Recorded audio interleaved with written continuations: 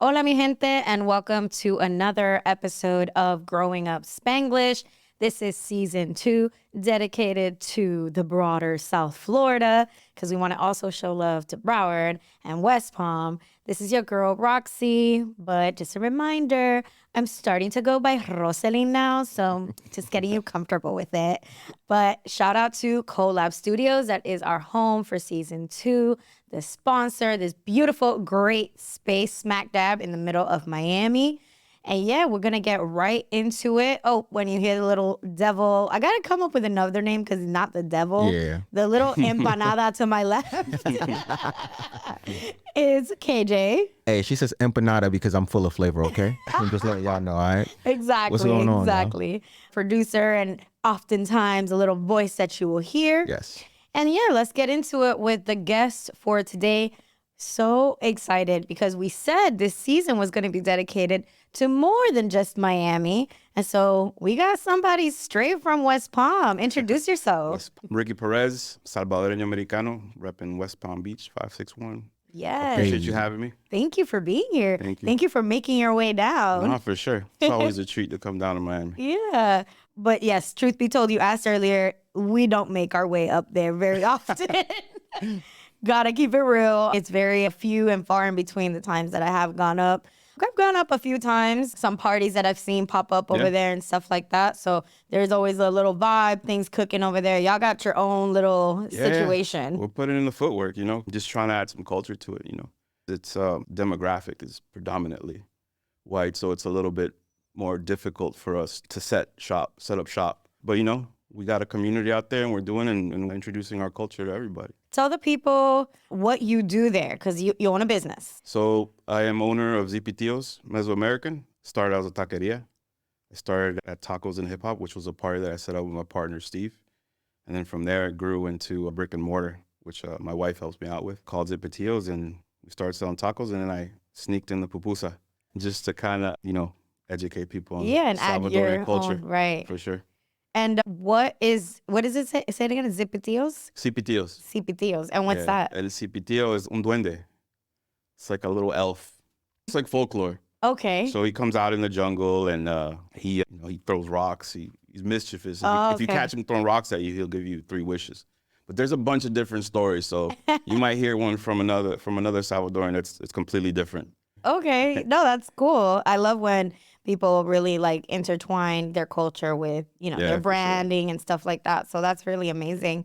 Well, let's start from the beginning so we can understand how you got to, you said hip hop and tacos? Tacos and hip hop. And Zipitios. Let's start from the beginning. So were you born in West Palm? Yeah, born and raised West Palm. I moved to New York. First of all, let me rewind a bit. Mm-hmm. I was a graphic designer by trade. Okay. So I did graphic design for 12 years. I lived in New York, lived here in Miami for a bit, trying to, expand and, just eventually started freelancing and then freelanced for a bit. And then it's just started expanding into food, which was another one of my my passions. And we started doing a party called Tacos and Hip Hop. Okay. And that's kind of what paved the way, slid into the gray area in West Palm. How did that even come to be? How do you come up with the idea to combine these two?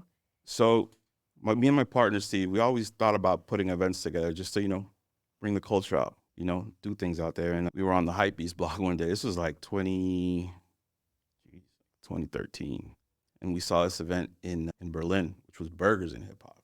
Oh, okay. Yeah, so we're like, all right, we got to, take give a little inspiration, give it our own flavor. Spin, yeah. So, we looked for spots for a while until finally somebody, gave us the opportunity to do the event there.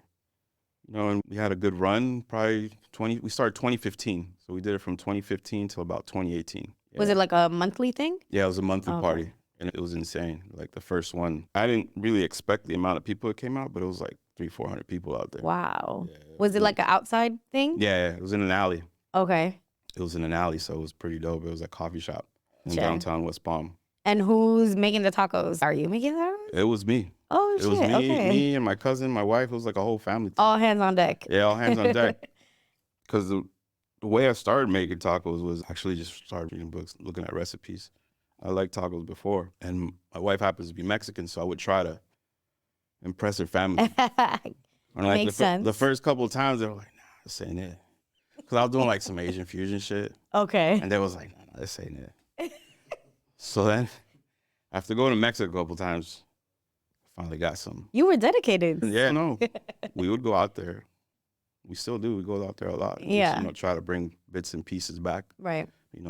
To deliver to the masses. Gotcha. Yeah. So you're slinging the tacos. Yeah. And then you had a bunch of DJs, I'm assuming. Yeah, my boy Steve, D-Dub, which does Yes. he's DJ at Flavors. Mm-hmm.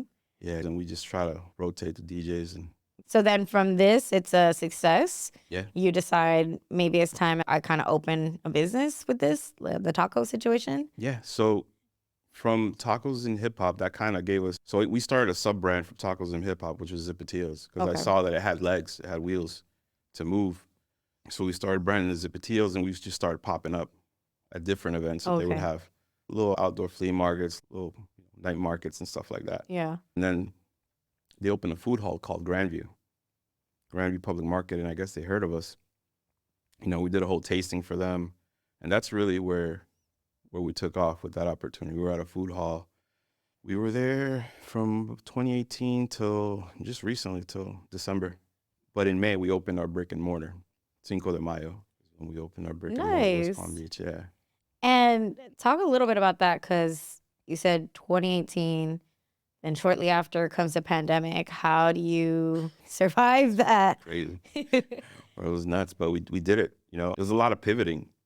And because we came from that world of pop-ups, Mm-hmm. where like nothing, it doesn't matter how planned you were, how organized you were, like there's always shit's gonna go wrong, Mm-hmm. always.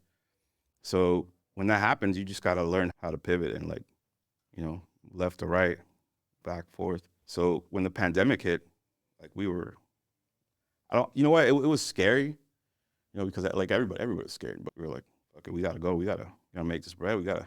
Well, I mean, I guess a lot of people were still, nobody was going places, but they were ordering. So, Yeah, it was Florida. right. We were open the whole time. So Right. I would say the first 3 months was like rough because it was like uncertain and this fear that you got from every direction. But I think after the pandemic hit, March? I think Yeah. after May, we were like, all right, we got to go. And it just started booming. Nice. Booming. I think it was like one of our biggest years. Yeah. It's always so strange. I was speaking about that with someone else, but like for some people, there was like a flip side of that. The pandemic kind of helped them Yeah. move to the next level. Some people found success with business and stuff like that. So it is nice to hear that other side of the coin where there are Yeah. people who were able to come up from that era. So it's good to see that you were able to push through and then eventually lead to a brick and mortar. And that's an amazing accomplishment, especially being a Hispanic business, like you said, in a predominantly white area, city. What was it like growing up in that predominantly white city? So you're born here. Was your family already living here? Yeah, my parents came like in the early 80s, late 70s. Okay. And that's where they first landed? They came to West Palm Beach. And then my father tells me a story like, I don't know, like 10 times every week. You got to give Tell it us to the us. story. Yeah, you Tell got to us give the it to us. story. You got to give it to us. He's going to be happy because I told him I was coming here. Yeah, you got to give it to us. So he worked at this fancy ass restaurant in Palm Beach. Back then they're probably like the only Hispanics. The guys that just worked in a restaurant in Palm Beach Island, which is like Beverly Hills. It was called Petite Marmite. And it was a French restaurant. They did like 800 covers a day or whatever. My dad was a food runner there. So he always tells me a story about how immigration came after him. And how like he ran through the hall full of, like, and then at lunchtime, immigration comes after him and he jumps off the second floor and he hits the floor and starts running. Runs to the marina and he hides under a car. When he saw the coast was clear, he calls my uncle. My uncle comes get him, leaves to New York for a year with my mom. And that was his getaway. He tells me it happened twice. So. Damn, was somebody snitching on him? Nah, I don't know. I don't know. But we here now. So Weird now. So Yeah. they go to New York and then they came back and you were born here. yeah. What led them to I'm always curious and interested in what leads people to, I guess, settle in the areas that they do, Yeah. especially where Miami is predominantly, I would presume, more welcoming to immigrants because you kind of For have a sure. community here. So do you know why your parents decided to go there? It was like a communal thing, you know. It's like my whole first. It was my aunt's mother-in-law, Okay. roots here, she's from Ecuador. So she set up shop there, and they all worked at this high-end hotel called the Breakers, which is also on Palm Beach. So basically, everybody works there. Like immigrants, they would So work there. one person kind of comes, Yeah, and then lays hey, the, I got yeah. a job for you. You could sleep on the bed for 2 months. I mean, on the couch for 2-3 months, and then everybody just followed suit. Followed Right. suit, and they share couches and couch surf till everything is settled up. There was work at the time, so at the hotels in Palm Beach, the restaurants. So I grew up like West Palm Beach. I went to Palm Beach Public, which was the school, well, my elementary school. It was in Palm Beach. So it was really unique because I would go to school with rich kids, Mm-hmm. but then there was kids like me that grew up, I wouldn't say I was poor, but I was like lower middle class. Right. Latinos, Haitian kids, Black kids. So it was really interesting to go to elementary school like that and have that diverse juxtaposition of references. Was it like apparent to you that there was a difference between you and the other students that you went to school with? Yeah, for sure. Specifically, like when I was like a safety patrol in 5th grade, Mhm. and my parents didn't have money to send me off. So I guess all the moms, they're like, oh no, he has to go. We're all gonna chip in. So all the moms helped out and sent me out there. So was your experience a little bit like they were a little more welcoming to you? Or Yeah. did you often feel like ostracized? No, they were welcoming. They were Yeah. welcoming. That's interesting that your experience is a little bit different than most, because some of our past guests will have experiences where they were made fun of, Yeah. even being in neighborhoods that there were a lot of immigrants. And so it's interesting to see that you grew up in an area that was predominantly white, but it doesn't sound like you had that jarring experience of being made fun of or feeling othered or anything like that, which is Yeah. so interesting to hear, kind of growing up in West Palm Beach. Yeah, it was a really diverse school in Okay. elementary. I think as I grew up, it got a little bit more challenging because you're a little bit more rambunctious, a little bit more mischievous, hip hop culture. Well, so seeps that in. aside was just like your, Yeah. wanting to be more into that Yeah, yeah. subset. Okay. Yeah. But not necessarily your heritage making a difference in how people were treating you. No, not at all. Like Okay. I always try to put on for my culture, even as a youngster. Yeah. When it was like potluck day at school, I'd bring pupusas. Oh my Like, it was- God. Like it's always been my mission. Yeah. And Just to put that on. comes from your parents? Yeah. Yeah. Yeah, we're big soccer fans, El Salvador fans, and we always try to put on. Because, in West Palm, I think there's probably, now there's more.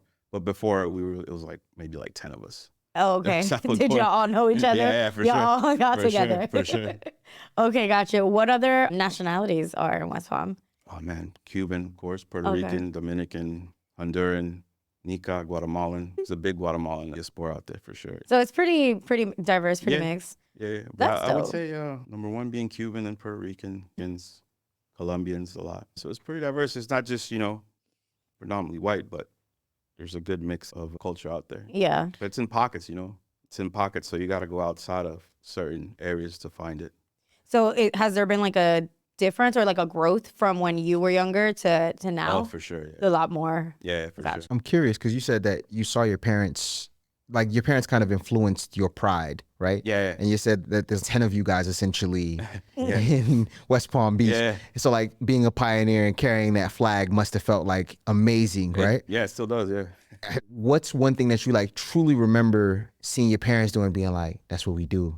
And it like made you that, you know what I mean? Like it gave you that validation of that's why I love being where I'm from. You know what I mean? Man, that's a good question. It's a lot. It's just innate in my parents and in me. Like I said, we're big soccer fans, so whenever El Salvador was playing, even though they suck, they'd beat Honduras or Guatemala. Yeah.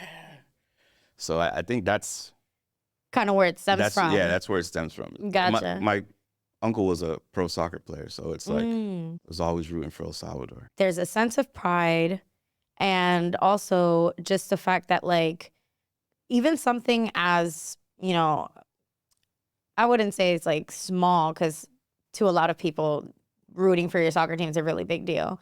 But just having that sort of sense of pride, it sounds like that played such a big role in you being like, well, I'm gonna always wear it on my back. For sure. I'm gonna put on for, you know, my country where I'm from. And so that's really amazing, especially when a lot of, not a lot, we see that there's two sides to the story, right? We see that immigrant parents come and kind of want you to assimilate. So they don't really want you to draw too much attention to where you're from. They want you to blend in as much as possible. They want to make it easy for you. Yeah. So it's always interesting when we hear the other side, right? Where it's, no, my parents were like really proud. We were yelling it to everybody. So that's really amazing. What is like the things that are going on at home? What are you watching on TV? What kind of music are you listening to? Oh, during the time, La Cumbia. Manos Flores, which is like Salvadoran cumbia. So we heard that a lot. Jerry Rivera. You know what I'm saying? Vicente Fernandez. Alvaro Torres, the Salvadoran guy. Like the only singer that made it. So, you know, that's a sense of pride. Oh, that guy made it. Alvaro Torres, nobody knows him, but y'all do. It's always so important to see when parents are like kind of just still living their lives and consuming the music and the media, and in your case, like the sports that's tapping you into your culture. So it's really nice to see that made an impact on you and eventually your career and your business now. And so that's really amazing, especially, because West Palm is like it's not a small town. It's not. Currently, West Palm is very much on the map. Everybody knows why West Palm is on the map now. So all eyes are paying attention. You take advantage of that or not. So you know, but growing up in Miami, it's not, it feels so far away. It feels so unknown to us. We don't really know what's going on over there. What do people do over there and stuff like that. And so it's really interesting to hear the stories of the people that are growing up there and how they're embracing their culture. You had parents that instilled culture, but also to the extent where now you're like, cool, like now I can build this business and sell pupusas and people can see, well, you know, the tacos and the pupusas. It's interesting that your dad's job was in the kitchen. Did he? All my uncles worked in the kitchen. That's where I kind of like, you know, I would see them. Like they worked, all of them worked at this hotel called the Breakers. And that's, they bust their ass, man. Get in at 5 and then they go to second job at like 4 to midnight. All my uncles started there. My other uncle, he still works in the kitchen. He's the chef in an equestrian club in Wellington, Florida. It's known for the polo. So he's still there. And I draw a lot of inspiration. Whenever I'm like stumped on a recipe or I need like something, you know, kitchen tech, like I'll just hit him up. So they did this at work, but then they would come home, I guess, and you would see, would they cook at home too? You're watching? No. It was hell no. This is my aunt cooking. They were like, no, it was just. They were done. They were zapped. Gotcha. So you picked up cooking from watching your aunt, or? Yeah, just watching them, but it was in your blood because everybody's doing it, so you picking it up as well. Yeah, and they worked at Italian restaurants, so like my specialty growing up was like fettuccine Alfredo. That was like my shit I'd make for my little cousins when they come over or whatever. Tapping back into doing the food and doing the taco pop-ups and stuff like that, what were like some of the first tacos that you guys were creating? So I really, my wife bought me a book for, I don't know if it was Christmas or one of my birthdays, but I was really into this dude named Roy Choi. He was doing like some Asian fusion shit in LA. It was really dope. So she bought me that recipe book, and that's how I started. I just started like remixing like the recipes. And that's where I started my wife's family, trying them. We're like, it's all right. Because like the salsa verde had Thai basil leaves in it and shit and sesame seeds. So it was a little, you know, it was fusion. I don't think they understood it. They were like, keep it simple, man. So that's how I started, and just started remixing the recipes. And then I went to Mexico with my wife and met her family.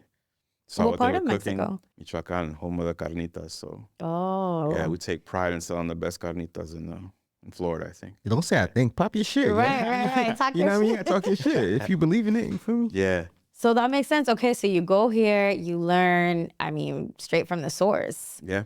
Yeah, we went to LA a lot. Went to Mexico City, Michoacan.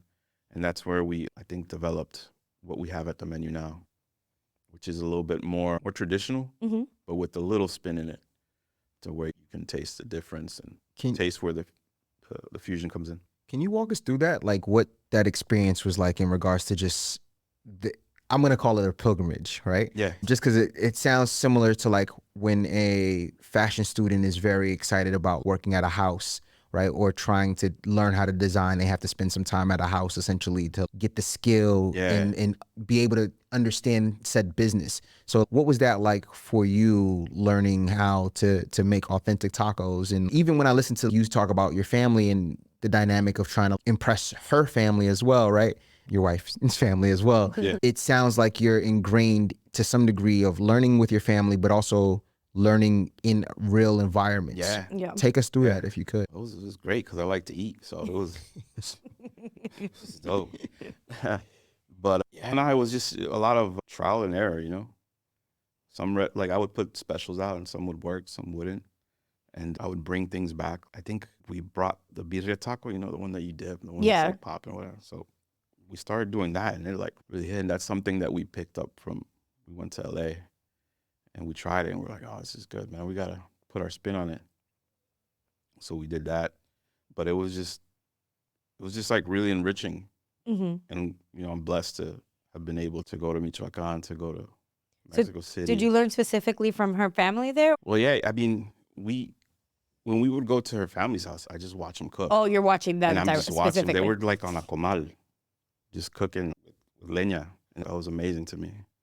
And that the tortillas were just like fresh. So that was one of the things that I picked up on, that the tortilla was so important, the quality of tortilla.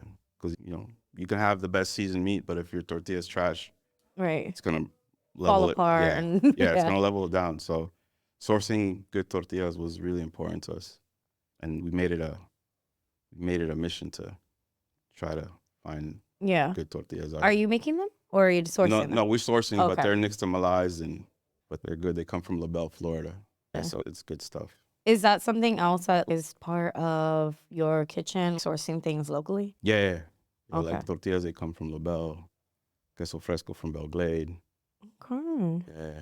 That's important. And that's the thing that a lot of those businesses are doing now here, is just like trying to source things locally and things like that, which is really cool to sustain the local economy as well. I just keep thinking, because I went to Mexico City recently. Oh, cool. And I love Mexico City. It's amazing. Honestly, I would like to live there for a year. It's just, I think people don't understand, because they just think of like Mexico, and they think of what they see. Cancun. Well, that, or what you see on like immigrants. So you see like people running and crossing the border and stuff. And I'm like, you know, Mexico's like a whole ass country, right? It's like a bunch of stuff going on. But I've been to Mexico City a few times, and I kind of always say that it's if New York and Miami had a baby, because I feel like it's not tropical, but there's just greenery everywhere, which I was surprised by. But it's also like a very metropolitan city. A lot of concrete. So yeah. But there's also parks every 5 blocks, which is amazing to me. And it's always like this very like cool, like crisp weather going on. Yes. It's really great. And honestly, every cuisine that I tried there slaps. Like, it's not just the tacos. Like, if you eat Italian, if you eat sushi, if you eat Indian, anything, restaurants, everything tastes so freaking good. Like, everything. So when I went there, I tried nopales for the first time. And I actually liked it. I you know, some people are not a fan, but I liked it. Do you have that on your, have you ever tried that on your menu? No, we don't have it. We have, as a vegan option, we have chipotle garbanzo. It's like como un guiso. Oh, yeah, because that's always, it's such a staple over there. Yeah, nopales, Yeah. They're big. That and the little, what are they called? The little grasshopper? The crickets? I don't know. Yeah. I didn't try those because I wasn't brave enough. They taste like walnuts, kind of. Oh, really? Yeah, but the texture throws you off for sure. The texture does throw you off. Okay. Yeah, it's weird. But it tastes like a walnut? Yeah. Oh, okay. That's interesting. I would have thought that. Tell us more about pupusas. I have never had one. What? You live here? You live in Miami? Yeah, I live in Miami, but I have never had a pupusa. Pupusas. It's a tortilla rellena. I mean, you could literally fill it with anything, but the traditional way is with queso or chicharrón y queso, frijol y queso. Is there a place here in Miami that There you're is. like, It's like an OG spot. El Atlacat.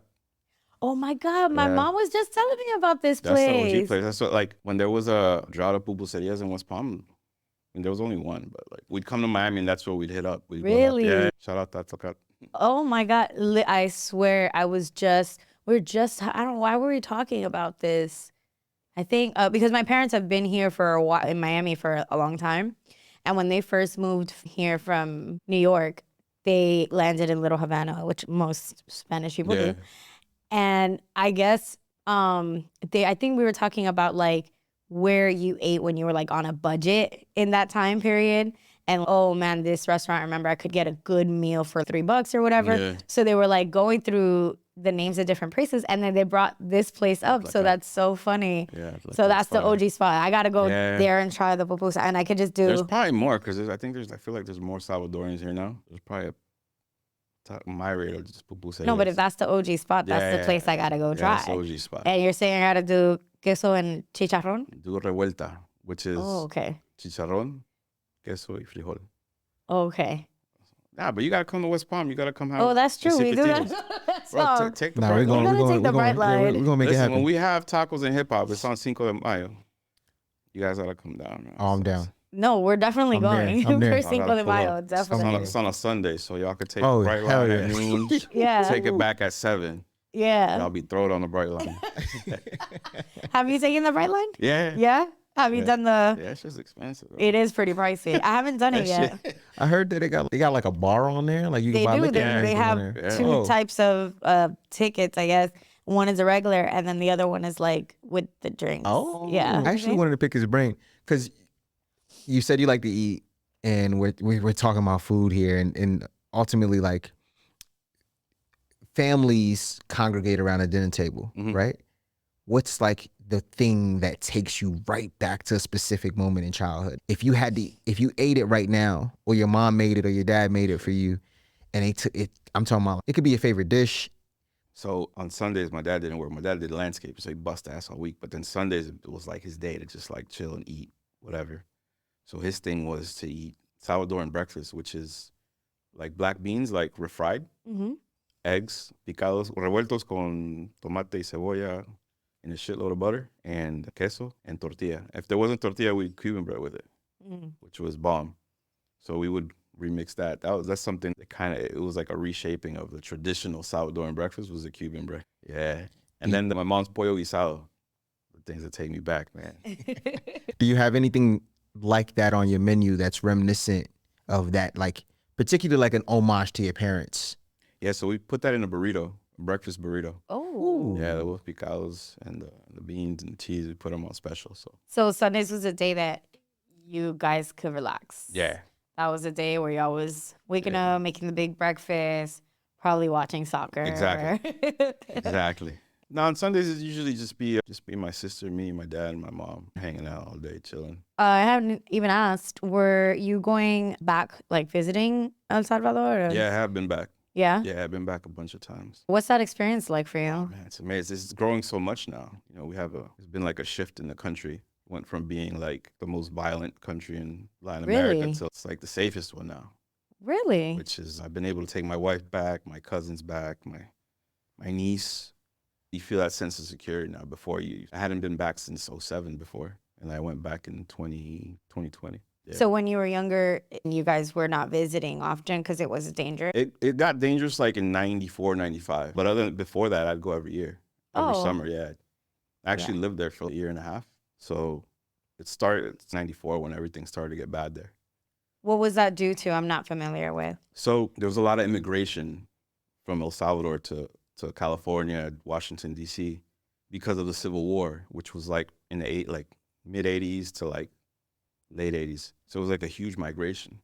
So they left to L.A., Washington, D.C., Maryland, all those areas, and then they came back. They got deported back. They grew up with this trauma. Right. And they grew up in the hoods. They would go to Compton and all these hoods, and they get, bullied. But they've seen war, so it didn't faze them. So, they get a lick back, and they ended up getting deported, and they brought that back. That's when the gangs took over, and they formed in El Salvador. So they come here and they learn about like gang culture. Yeah. So when they're being deported, to protect themselves, in the neighborhood, they had to band up and then they brought that back home. Yeah, Okay. and I guess the government was shaky and they couldn't handle that, and that's when that's like taken over by the gangs for 15 years, 20 years, decades. Yeah. So were they forming their own gangs, or I guess whatever gang they like affiliated with in the States, that's what they were bringing back? Yeah. It would be like MS 13, 18th Street. Those like the two main ones. That's so interesting. I didn't know that. So for about 15 years. Yeah, maybe more. Let's say it's like early 90s to like about now. Yeah, it was bad.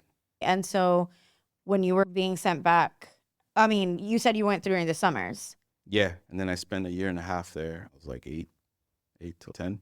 But that's when they started coming back and you started seeing this shit. I remember seeing a dude get shot. Like, right, we were playing soccer in the park next to the neighborhood. Across the street, the guy got shot. He lived right on the block where my grandma's house was. And that's when all that started. Yeah. It was like 94.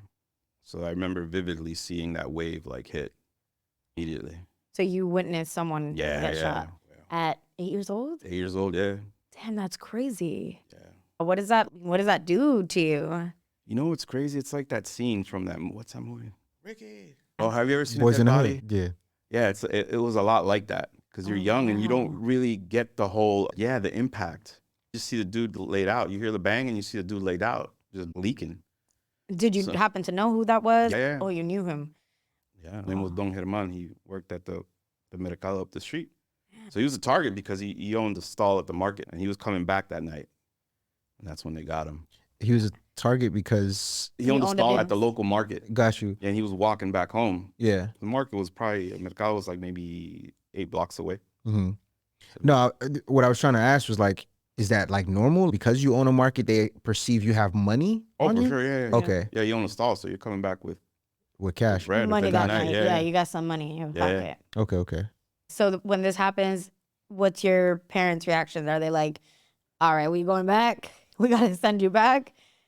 No, we stayed for another, I think 6 months. Yeah, my mom had I think it was like this intense surgery, like a hernia. And it was easier for us to get it done over there. So that's why I was out there. And then after that, did they stop sending you for a little bit or? No, we kept going because it wasn't like, it was bad, but it wasn't like to the point where it was like really bad. I always kind of get this sense that like our idea of what's bad back home is still better than what's bad in the U.S., sure. Yeah. which is interesting, right? There's this saying like, no han ido donde asustan, if that makes sense. Yeah. Like, you haven't been to where it's like scary, so. That's bananas. Wait, you haven't been to where it's scary. Yeah. Damn. Yeah. It means a lot. It could mean like a lot of different things. Yeah. In general, but wow. I'm curious because now you're saying you've been back and it's very different. If you had to explain that to like what the beauty of it is now and how different it is and just your favorite part of being there, like paint that picture for us. You can have your iWatch on now. Oh, you can pull your iPhone out. Before, it was that like, bad before? You gotta take your fucking iPhone off. You hide your iPhone, take your iWatch off. You had to watch it back. Even like 2020, it was like still, wow. It was a little sus watching your back a little bit. Now it's just relax. It's like this weight like lifted off your shoulders. Because I remember going back in 07, 08, getting out the airport, you feel this like wave of like this heaviness. Yeah. And you're just looking around for your relatives to pick you up at the airport. There's this huge crowd outside the airport. And you're just looking for them because you don't know. You don't know who's really Yeah, exactly. Exactly. So it's just a relaxed sense. So I'm Haitian, right? And okay, so you look, transparently, my grandmother has never let me go to Haiti because you'll get kidnapped. Yeah. Like I guarantee you'll get kidnapped, right? And I think it's partly because my family there does have money, and the perception of us is just we're what Haitians call top of the hill Haitians, right? Oh, okay. So it's the difference of if favelas, whatever the case is in Yeah, Brazil. There's like the cities that are great. Gotcha. So even hearing that and the similarities of just you're gonna walk through the airport, you got to make sure you put your stuff away. Yeah. Yeah, no You may chains, not- no nothing. Yeah, don't speak English if Yeah. you don't have to, so that way you don't give yourself away directly, right? And wait till you get with the family. It was like the thing. So to hear now the stark difference of just you can relax and enjoy a vacation. Yeah. Do you see it becoming more like a place that resorts could happen, for sure. restaurants can continue to flourish? Do you have plans for a restaurant there as well? Yeah. I'm actually about to get my Salvadoran citizenship. So, Oh, yeah. nice. That's what's Yeah, up. but I just went back maybe. They just had Miss Universe there. Oh, I really? mean, that's some crazy shit. It Yeah. went from 0 to 100 Wow. in no time. It was nuts. Explain to me, where is El Salvador in comparison to? So Salvador is about the size of Puerto Rico, and it's nestled in between Guatemala and Honduras. Is Like it right in the middle? landlocked? No, it's on the Pacific coast, so it has a really dope beach. The surfers love it. Oh, okay. Yeah, the big thing over there is called Surf City. Oh, wow. Yeah, it's this perpetual like wave that all this. I'm not really big on surfing, but I have homies that surf, and they're like, yeah, it's just year round. As opposed to other ones, they're just like seasonal waves. This one's like year round. That's interesting. I hadn't heard that, but Yeah, there seems to be a lot over there. yeah. And your family is where you're from is close to the coast, or? We're in the city. We're about, I'd say, 45 minutes away from the coast. We're right in the middle. We're in San Salvador. Oh, okay. Yeah. So go back to this. You're gonna get your citizenship. Yeah, just because you see the opportunity over there now. It's maybe a place to retire. I talked to my wife about it. And I think she's working on her Mexican passport, maybe get a little apartment out there, back and forth. I love that because we talk about this often. I am seeing a lot of my friends kind of doing that, going back home kind of thing. Yeah. Even if it's just like living, like splitting their time between both places. Yeah. But I think it's like a beautiful thing to just always kind of connect back home. But I always find it so interesting, right, that parents leave where they're from to create this better opportunity for their kids. And then we have this desire to like go back and tap in. Well, it's your roots, and I think you're like connected no matter what. And even if you've never been there, if you go back, you probably feel like it's home. Like you belong, yeah. But it's also really amazing to be able to go back in a financially different situation. Yeah. So it's sort of like you're finally able to live the life that your parents wanted. Yeah. So that's really a beautiful thing to see. So tell me more about like the opening of a restaurant over there. What is that gonna look like? Well, you just put it into the universe. Oh yeah, it's happening. I don't know. I've been back a few, gauged what it looks like. It just has to be something westernized. Yeah, because I can't go back and sell pupusas. You know what I'm saying? Well, I mean, but you could go to Surf City, and if it's is it like a touristy area, I guess, because people are coming specifically for the surf. Yeah, but the locals got that unlocked, and that's good for them, because that's their spot, and they've done well for themselves there. So I like to see people do well. You know what's cool about what he said is like, it has to be something that's westernized, right? There's a gentleman, I think I watched CNBC on YouTube, right? And this guy took American barbecue to Mexico, and it's like really working for him, because barbecue from the space of what Americans do versus what Mexicans might do is very different. Yeah. Right. And he found a way to essentially take what has happened with like tacos in America and do that there. Right. So I'm curious what type of barbecue.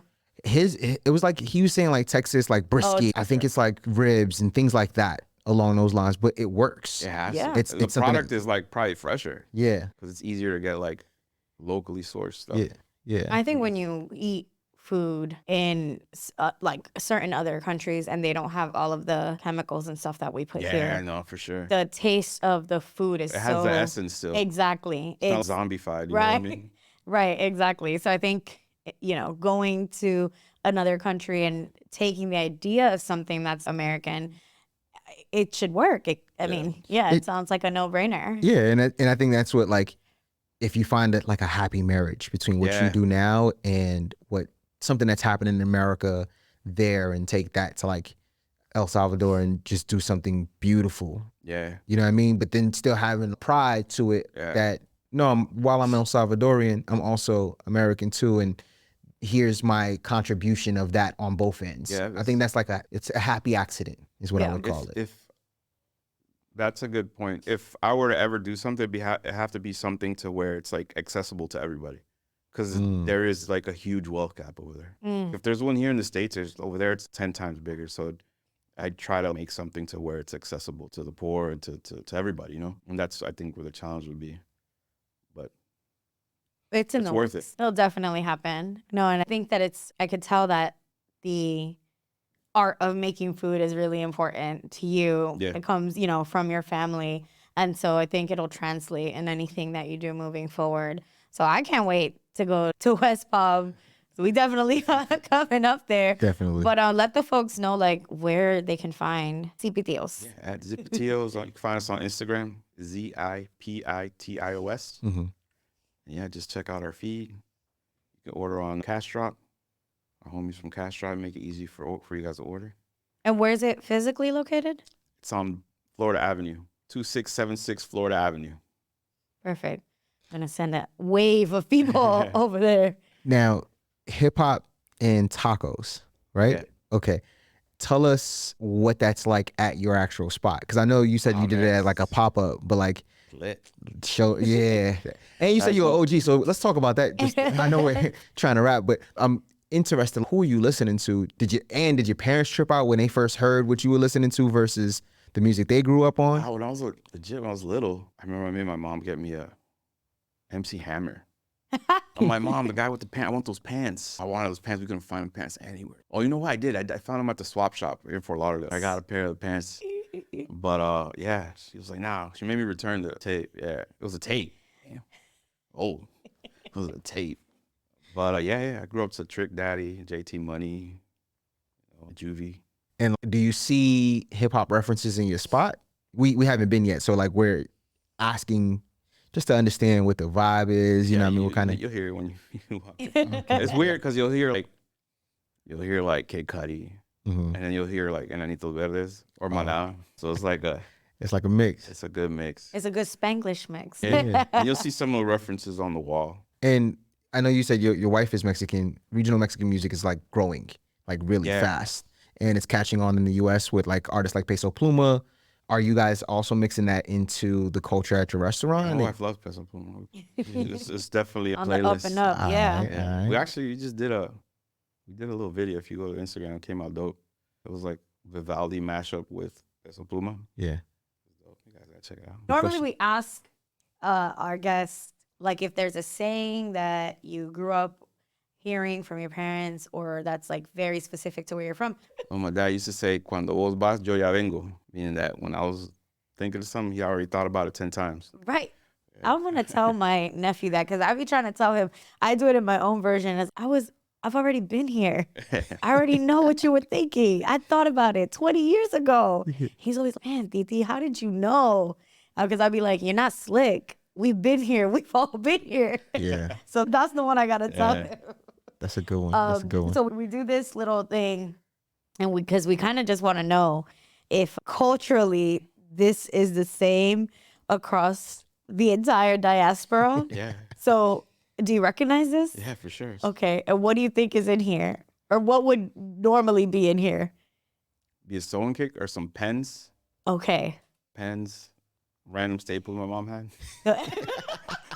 Yo, so like We need to check off how many times everyone just says sewing kit. That's their first go-to. I'm just gonna make a scorecard. Right, a little score chart. So what do you think is in it today? What do you think is in here? For culture's sake, I think a sewing kit. So go ahead and open it and see if you're right, or you'll be pleasantly surprised. Oh shit, it was cookies. We actually Y'all ain't the cookies. You got cookies. you got cookies this time, man. I think we're gonna do a little deep dive special one day where we Yes. find out how this became the sewing kit in everybody's household. I don't even think they changed the label. It's the same one. I literally For think like it's 50 years. exactly the same one. I think it's just because it lasts long, bro. That's Like, true. that drink could be in your crib like 10 years. Yeah. Easily. The same Yeah. one. I think that's what it is. It says non-GMO. Yo, we got it. You know, I got an idea. We will talk got an about it idea. This is cool. afterwards. This but is cool. Rick, thank you so much. Thank you, Roxy. Thank you Appreciate for making guys. your way down. No, for sure. And I gotta put on. Yeah, absolutely. So thank you for sharing your story, telling us a little bit about your passion for food and also about your culture and your heritage. And shout out to your wife too for coming. Yes, thank you. Thank you so much for being here. We appreciate you. And keeping you company on this during this interview. So make sure, to follow and make sure if you're in West Palm, stop by. We said May 5 de Mayo, Cinco de Mayo, is the yeah. next hip hop and tacos. Yeah. So make sure you pull up. Thank you so much for tuning in.